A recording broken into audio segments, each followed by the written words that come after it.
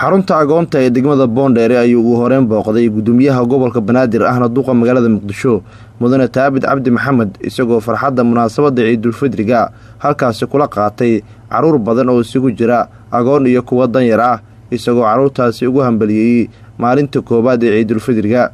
booqashada xaruntaani agoonta waxaa duqa magaalada Muqdisho kula wehelinayay gudoomiye ku-xigeenada gobolka Banaadir iyo xogayaha guud ee maamulka gobolka Banaadir iyadoo caruurta ay la dabaaldegayeen u qeybiyeen hadiyado kala duwan oo dhiirigelin ah sidoo kale fanaaniinta ubaxa agoonta ee degmada Boondheere ayaa goobta ku soo bandhigay suugaan ay ku muujinayaan dabaaldega ciida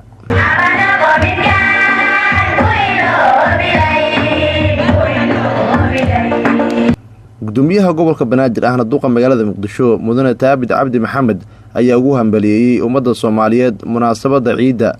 dhalinyaro ismaqleena haddii laba qalab bii lagu siiyey mid kale saaxiibka waa haysi maanta maalinta qaybsiga waa maalinta wadaagga waay annaga farxadaan ku wada ciidnay saaxiibadana farxad kula ciida insha allah ciid wanaagsan sama ku ciida ciidan ciideeda ilaahay farxad iyo khayr allah nuuga bashbash iyo baraa allah nuuga gaarsiiyo yaan la hilmaamin maanta waa maalintii qaybsiga ama wadaagga haddii wax lagu siiyey qayb ka sii saaxiibka dariskaaga qayb ka sii ciid wanaagsan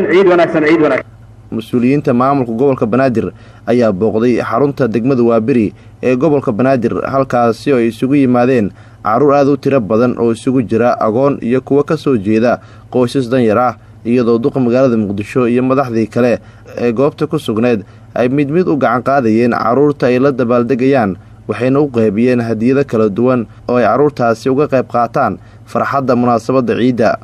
gudoomiyaha degmada Waaberi Dictoresa Rooda Cabdullaahi Colaad ayaa bulshada reer Waaberi ugu hambalyeysay dabaaldega ciida aad iyo aad aan ugu faraxsanahay ciidan farxadda badan ee aan la wadaagnay dhalinyarada hooyooyinka ciyaalka aabayaasha reer Waaberi aad iyo aad aan u soo dhaweynaya hogaanka gobolka Banaadir in aan maanta ciideena aan la qaadanay dhammaan shacabka reer Muqdisho gudoomiye ku-xigeenka maamulka iyo maaliyadda ee gobolka Banaadir Muluuka Dheere Cabduqaadir Dheere ayaa dhankeeda ugu hambalyeysay shacabka reer Muqdisho munaasabada Ciidul Fidriga inaad ku ciidaan ciid farxad leh oo barwaaqo iyo bashbash ciidaan ciideedana in ilaahay nagu gaarsiiyo caafimaad iyo nabad iyo nolol saad u aragtaan ciida maanta way ka duwan tahay ciidihii hore aan arki jirnay sida la iskugu soo baxay sida loogu dabaaldegay magaalada dhan maanta waxaan joognaa halkan ugu dabaaldegaynaa maalinta ciida ee degmada Waaberi gudoomiyaha gobolka Banaadir ahna duqa magaalada Muqdisho mudane Taabid Cabdi Maxamed waxa uu shacabka Soomaaliyeed ugu duceeyay in ay bashbash iyo barwaaqo ku ciideystaan waxaan ummadda Soomaaliyeed meel kasta ay joogaan gaar ahaan Muqdishaawiyiinta inta kun 17 degmo ee gobolka Banaadir waxaan leeyahay ciid wanaagsan sama ku ciida waxaan fursadan ciid inaan uga faa'iideysto in aan u mahad celiyo gudoomiyaha degmada Waaberi walaashay Dictoresa Rooda Cabdullaahi Colaad oo runtii kaalin weyn maanta maadaama fariinteena ay ahayd sida sunnadana ay tahay bil wadaag ah oo wixii la haystay in la wadaago ayadoo intaasoo caruur oo meeshaan joogaan oo intaasoo hadiyad ay soo diyaarisay waa uga mahad celinaa runtii aniga si gooni ay taabanaysaa maadaama aan ahay Waaberi aniga ku dhashay si gooni ay wali ii taabanaysaa duqa magaalada Muqdisho ayaa ugu dambeyn booqday qaar ka mid ah baararka laga cunteeyo ee ku yaala caasimadda isagoo dadweynaha uu la kulmay mid ugu hambalyeynayay maalinta koobaad ee munaasabada Ciidul Fidriga waxaana uu rajeeyay in xasilooni iyo barwaaqo uu Ilaahay sanadka kale nagu gaarsiiyo